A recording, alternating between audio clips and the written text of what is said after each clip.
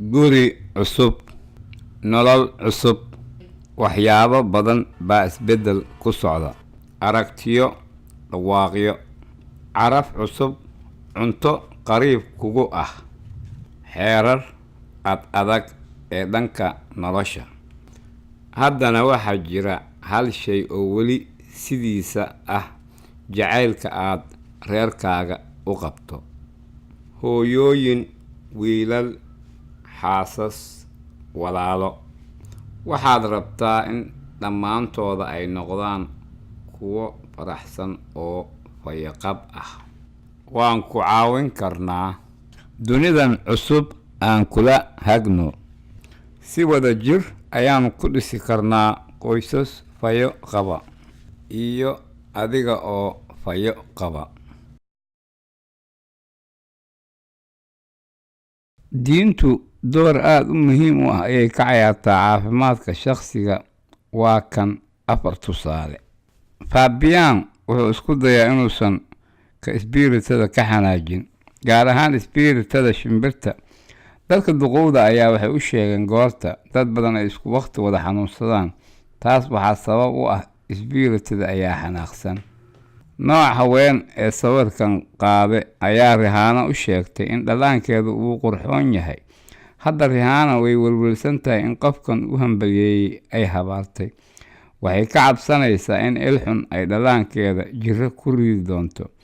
ducooyin dheeraad ah ayay ubadkeeda u bari doontaa, iyada oo waxay booqan doontaa wadaadka haddii uu dhalaankeeda jirado. Maya waxay rumaysan tahay inay isku qasban tahay in ay isku dheelitirto qabowga iyo kulaylka jirkeeda si ay u ladnaato. waxay maqaarkeeda ay marsataa turaabta xijaabka si dhafoorkeedu uu u qaboojiyo. waxay isku daydaa in dhiiggeedu ladnaado oo waxay ka taxadirtaa inay cunto sax ah cunto. Mateo, hooyadeed, waxay xanuunka susto ama cabsi qofka wax dabiibay ayuu u geeyey, laakiin mindaaweedkii loo sameeyey waxba uma tarin. wuxuu go'aansaday inuu geeyo takhtar Ingiriis oo magaalada ku cusub.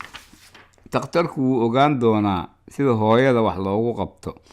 hooyadiisa wuxuu u sheegi doonaa waxa ugu wanaagsan ee la samayn karo si uu u bogsado. Fabian, Rihanna, Maya iyo Mateo dhammayn waxay leeyihiin caqiido ay rumaysan yihiin oo saameysay qaabka ay uga fikiraan daryeelka caafimaadka. diinta taariikh aad u dheer oo daryeelka caafimaadka saameysa ayay ku leedahay qiyaastii ilaa iyo 1500 oo sano ka hor dhalashadii nebi ciise. marka dib loo noqdo suuradda Leviticus ee kitaabka masiixiga, waxaa la aaminsan yahay in marka ugu horeysa inuu wax ka qoray heerka caafimaadka ee adduunka. wuxuu ka hadlaa waxyaabo ku saabsan mas-uuliyadaha caafimaadka ee ka saaran shakhsiga iyo jaaliyadda. waxaa ku qoran tilmaamo ah sida jirkaaga loo nadiifiyo, caafimaadka galmada, sida looga ilaaliyo cudurrada faafa, iyo dadka qaba cudurrada faafa dadka looga saaro. waqtiyadii hore sidoo kale diinta door aada u weyn ayay ka ciyaartay caafimaadka. run ahaan dadku waxay rumaysan jireen haddii qofka uu xanuunsan yahay inay sabab u tahay in qofka uu qof kale qalad ka galay oo naftoodu ay dambiyo u geysteen. maanta in jirooyinka ay run ahaantii sababtay sida waxyaabaha jeermiska, bakteeriyada iyo fayraska, waxyaabo aada u yaryar oo inagu aan arki karin laakiin inagu ay nagu soo heeraarsan yihiin dusha hore, iyo waxyaabaha aan taaban karna iyo kuwa hawada ku jira. waan ogsoonnahay in jeermisyadeena aan nafsadeenna ka ilaalin karna inaga oo in badan gacmaheena ku dhaqna saabuun iyo biyo, iyo in guryaheena aan nadiifino. waan ogsoonnahay in tallaalka ama cirbadda tallaalka sidoo kale waxay naga caawinaysaa in cudurrada ay naga difaacdo. tallaalada wuxuu jirka barayaa wax yar oo ah cudurka si markasta jirka u sameysmo qaab difaac oo uu ula dagaalamayo.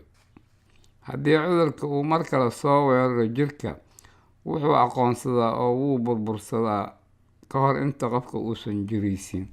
tallaalku wuxuu jirka ka difaacaa cudurro dhowra sida bolio, xiiq dheerta, cudurka busbuska, rubeela iyo intaa in ka badan.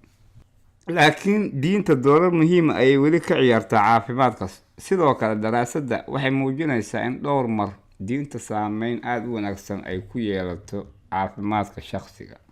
waxay hoos u dhigtaa cadaadiska dhiigga iyo hormoonka fakarka iyo welwelka badan ee shaqsiga. waxay ka difaacdaa wadna xanuunka oo waxay wanaajisaa nidaamka difaaca jirka ee cudurrada oo dadka waxay ka caawisaa in waqti dheer sii noolaadaan.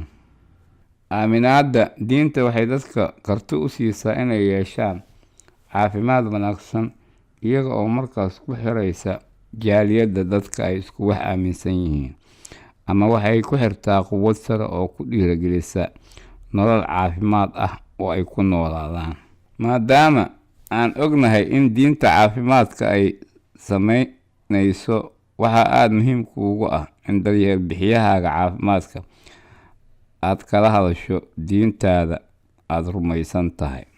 dhakhtarkaaga ayaa kaa caawin kara inuu isku mideeyo diinta aad aaminsan tahay iyo daryeelkaaga caafimaadka. wuxuu kugu dhiirigelin karaa inuu kugu xiro dad kale si aad u gaarto dalabyo caafimaadaysan iyo si aad u hesho awoodda sare ee kugu boorisa.